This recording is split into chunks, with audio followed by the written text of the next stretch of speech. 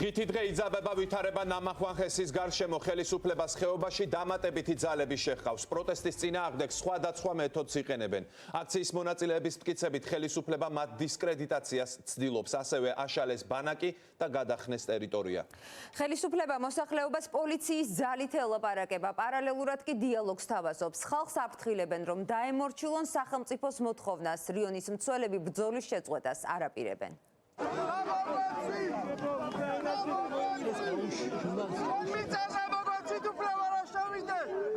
სოფელ ნამახვანში რიონის მცველები პოლიციამ არც დღეს შეუშვა. აქტივისტებსა და სამართალდამცველებს შორის დაპირისპირება რამდენჯერმე მოხდა. მოქალაქეები კონსტიტუციით გარანტირებული უფლებების აღსადგენად პოლიციის კორდონთან ხელებაწეულები მივიდნენ. არც ყანონს იცავს, არც სამშობლოს გასაკეთებს, რას ნამაგების ერმა გაქციათ, როგორ დება?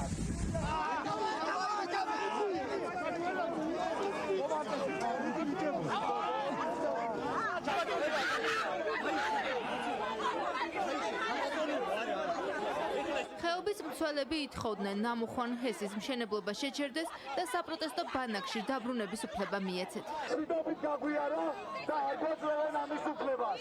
საკუთარ მიწაზე არ გვეძლევა მშვიდობიანი გადაადგილების უფლება. ყველა მოძალადე, ვინც პოლიციას, ეს ვის ალაღს, უწევს წინააღმდეგობას. და სულ ყველა მათგანი დაიდით მოხდება, არ გამაწყვეტინო, მოხდება ყველას იდენტიფიკაცია, იცოდეთ და დაეკისრება სამართლებრივი პასუხისგებლობა. ამაზე ვარ პასუხისგებელი. წერტილი. მადლობა. არ გაგწევთ. იმერეთის სამხარეო პოლიციის უფროსი სულხან თამაზაშვილის ამ განცხადების შემდეგ ძალადობრივი სცენარი კიდევ ერთხელ შინაგან საქმეთა სამინისტრომ საკუთარ განცხადებაში ახსენა. უწყება პროტესტის მონაწილეებს მკაცრი რეაგირებით აფრთხილებს და პარალელურად ხეობაში დამატებითი საპოლიციო ძალებით წყლის ჭავლის მანქანა და სპეცდანიშნულების რაზმები შეჰყავს. შინაგან საქმეთა სამინისტრო არ დაუშვებს რიონის ხეობაში პროტესტი ძალადობრივი სცენარით განვითარდეს და მკაცრ რეაგირებას მოახდენს სამართალდარღვევის ნებისმიერ ფაქტზე. პოლიცია მოუწოდებს მოქალაქეებს არ გასცნენ გამოხატვის თავისუფლების კანონით დასაშვებ ფარგლებს და დაემორჩილონ პოლიციის მოთხოვნებს. ხელება აწეული ყველანი დავიძარით რომ გავეტარებინეთ. არ გაგვატარეს დავბრუნდით უკან. ვინ იძალა და პოლიციას? ეს არის მუქარის ენა, იგივე რეპრესიული ნაბიჯის შემდგომი, რომელსაც კი ბატონო დაგვაჯარიმე, დაგვიჭირეთ, რაც გინდა კენ.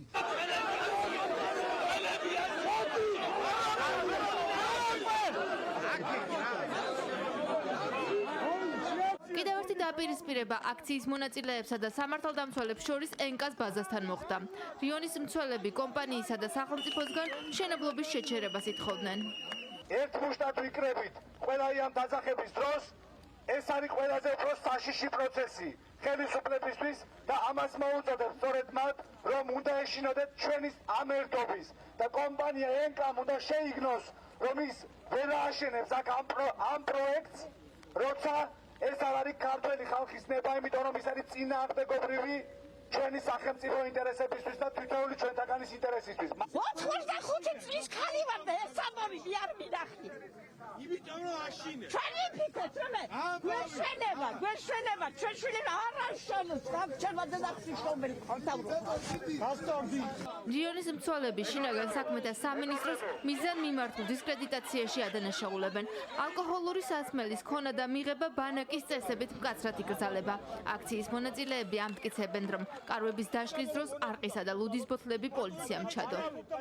პოლიციამ დაიწყო ახალი მეთოდი ადამიანების დადანაშაულების იარაღის წამლის ჩადების შემდეგ პერფორმანსი გააკეთა სასმელის ჩადების.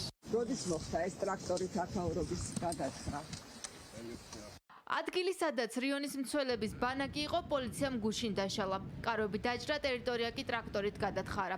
რიონის მცველები დარწმუნებულები არიან, რომ მათი ხეობიდან გამოძევების მიზეზი მდინარე რიონის დონისაწევა არ ყოფილა. ახლა ხეობა პოლიციის კორდონით ორ ნაწილადაა გაყოფილი. გუმად ჰესთან რიონის მცველებმა ახალი ბანაკი გაშალეს. ნამახვანში შეშვების მოთხოვნით პროტესტი აქ ისევ გაგრძელდება. ხელისუფლება ერთი მხრივ საპოლიციო ძალებს იყენებს, მეორე მხრივ ვითარების გამწვავების შემდეგ ჰესის მოწინააღმდეგეებს დიალოგს თავაზობს. ამ დრომდე მთავრობამ და ინვესტორმა მოსახლეობასთან საერთო ენა ვერ გამონახა. საუბარი სულ უფრო ჭირს, კომპრომისის რესურსი არ ჩანს. მოვლენებს ყურადღებით აკვირდება მესამე სექტორიც, რომელიც ხელისუფლებას მიუთითებს, რომ მოქალაქეების კონსტიტუციურ უფლებებს არღვევს. ულტიმატუმები ჩვენთვის რა თქმა უნდა მიუღებელია. რიონის ხეობაში მიმდინარე ხმაურიან პროცესებს ეკონომიკის მინისტრი კახეთის ნუშის ბაღებიდან გამოეხმაურა. ნათია თურნავამ დუმილი ვითარების გამწვავებიდან მესამე დღეს დაარღვია და პროტესტის მონაწილეები მოლაპარაკებების მაგიდასთან დაპატიჟა. მინისტრი მათ არწმუნებს, რომ საპროტესტო ბანაკი მათსავე საკეთილდღეოდ დაუშალეს. ჩვენ მზად ვართ შეხვედრისთვის კვლავაც ნებისმიერ დაინტერესებულ პირთან, მაგრამ ეს არ უნდა იყოს შეხვედრისთვის, ეს უნდა იყოს შეხვედრა იმისთვის, რომ ერთად მართლაც ვიმსჯელოთ თუ რა კითხვები დარჩათ მათ კიდე. სამწუხარო შემთხვევა მოხდა, როდესაც კარვებიდან გამოსული ადამიანი რიონისკენ გაემართა და გაუჩინარდა და დღესაც მიმდინარეობს სამძებრო სამუშაოები. ამიტომ სრულიად ლოგიკურია ეს გადაწყვეტილება, რომ ისევ აქციის მონაწილეების უსაფრთხოებიდან გამომდინარე მათ სთხოვეს, რომ გადაინაცვლონ სხვაგან. უფლებადამცველებისთვის კი ცხადია, რომ მთავრობამ დიალოგი თავად დაასრულა და რეპრესიების გზა აირჩია. არასამთავრობო ორგანიზაციები, რომლებიც პროტესტის აქტიური მონაწილეები არიან, ხელისუფლებას პირდაპირ უთითებენ, რომ ის საკუთარი მოქალაქეების წინააღმდეგ კანონს არღვევს. დღეს მთავრობას საგანგებოდ მიმართეს პროტესტის მონაწილეებთან ლაპარაკის მეთოდები შეცვალოს. სახელმწიფო, რომელმაც ფაქტობრივად დახურა დიალოგის ფორმატი რიონის ხეობის მოსახლეობასთან, ერთადერთი ფორმით და სახით გვევლინება რიონის ხეობაში, ეს არის საპოლიციო რეპრესიული ძალა და ფორმა, ეს არის ერთადერთი როლი, რომელიც დღეს ჩვენს ხელისუფლებას აქვს. ვთვლით, რომ აი ის ჩარევები, რომლებსაც ხელისუფლება ახორციელებს, ეს ყველაფერი მიმართული იყო სწორედაც იქეთკენ, რომ უბრალოდ ეს ადამიანები იქ არ ყოფილიყვნენ და სამუშაოები ხელისუფლებისთვის მისაღებ ფორმაში გაგრძელებულიყო. თუ რიონის ადიდება პრობლემა იყო და თუ ის ვიღაცა საფრთხეს უქმნა, მაშინ დავსვათ მოდი შეკითხვა. მუშებს არ უქმნიდა საფრთხეს, რომელიც იქ სამუშაოებს აგრძელებენ? მესამე სექტორში ამბობენ იმასაც, რომ ხელისუფლებას პროტესტის მონაწილეთა დისკრედიტაცია აქვს გადაწყვეტილი. ის არ ერიდება არც რიონში გაუჩინარებული მოქალაქის შემთხვევით სპეკულირებას, რომელიც დღემდე ბურუსითაა ამოცული. უფლებადამცველებისთვის ცხადია, რომ ხელისუფლებას გადაწყვეტილებები უკვე მიღებული აქვს და სხვა კომპრომისული მცდელობები უბრალოდ ფორმალობაა. ეს პროცესი დიდი ხანია გაცდა ნამახვანი კარგია თუ ცუდიას კონტექსტს. ნამახვანის აშენება გვინდა თუ არ გვინდა კონტექსტს. ჩვენ გადავედით აბსოლუტურად სხვა რეალობაში, გადაგვიყვანეს, ანუ მთავრობამ გადაიყვანა მთლიანად ეს პროცესი აბსოლუტურად სხვა რეალობაში. აქ საქმე გვაქვს სახელმწიფოს მხრიდან ძალისმიერი მეთოდების დემონსტრირებასთან. რიონის ხეობაში მიმდინარე პროცესების გამო მთავრობას აკისრებენ პასუხისმგებლობას პოლიტიკური ოპონენტებიც. მიუხედავად იმისა, ვინ ეთანხმება თუ არ ეთანხმება გიგანტური ჰესის აშენებას ხეობაში, ოპოზიციაში თანხმდებიან, რომ ხელისუფლებამ პროცესი თავიდანვე არასწორად წარმართა და შეცდომაზე უშვებს. დარღვეული უფლებების გამო პროკურატურას მიმართა დღეს პარტია ლელოვი.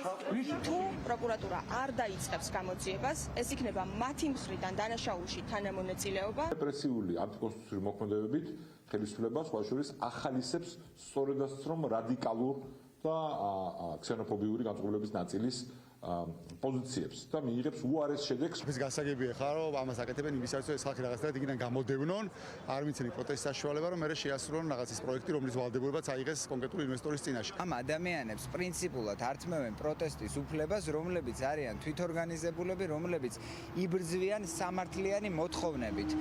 მოლაპარაკებების მაგიდასთან დაპატიჟა დღეს პროტესტის მონაწილეები ღია ეთერებით კომპანია ენკას დირექტორმაც. გამოვიდნენ ჩვენთან ხაზზე, ერთად დაუცხდეთ სპეციალისტების ჩართულობით მრგვალ მაგიდას იქნება თუ ოთხკუთხედს და დავიწყოთ ამ საკითხებზე მუშაობა. როდესაც ეკოლოგები საუბრობენ ხოლმე ენერგოუსაფრთხოებაზე, მოდი ძველ ქართულ ასე ვთქვათ, გამოთქმას დავიშველიებთ და ვიტყვი, რომ პური მეპურემ უნდა აწყოს. ჯერ უცნობია, შეძლებენ თუ არა მთავრობის, ინვესტორი კომპანიის და პროტესტის მონაწილეთა წარმომადგენლები ერთ მაგიდასთან დასხდომას. მანამდე რიონის ხეობაში პოლიციის უპრეცედენტო საპრეზიდენტო მობილიზაციის ფონზე ვითარება დაძაბულდება. სახალხო დამცველი მიმართავს საქართველოს მთავრობას, რომ უმოკლეს ვადებში უნდა მოხდეს დიალოგის ფორმატის შეთავაზება და კონკრეტული დროის დასახელება პროტესტის მონაწილეებისთვის, რათა ვითარება განიმუხტოს რიონის ხეობაში. ომბუდსმენი უთითებს მთავრობას, რომ დაუშვებელია ძალისმიერი ენით ლაპარაკი აქციის მონაწილეებთან, რადგან ამას, რასაც ახლა აკეთებს დღეს ხელისუფლება, კიდევ უფრო ჩიხში შეყავს პროცესები. რიონის ხეობაში პროტესტის შესახებ ქეთი ნადიბაიძე გვიყვებოდა. 18 წლის ქალის გაუჩინარების მიზეზი